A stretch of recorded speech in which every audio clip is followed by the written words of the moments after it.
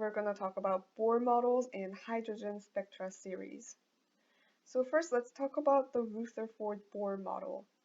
This is where you have atoms as a single small nucleus. You have the protons and the neutrons in the middle here. This is the nucleus.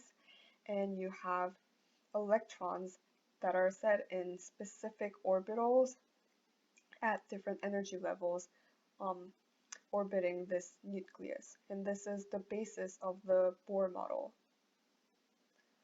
And we assume that or we don't assume, but protons and neutrons in the nucleus are held together tightly with the nuclear binding energy, which we'll discuss later. And the electrons are kept separated away from the nucleus, but still in orbit due to the attractive electrostatic force between the negatively charged electrons and the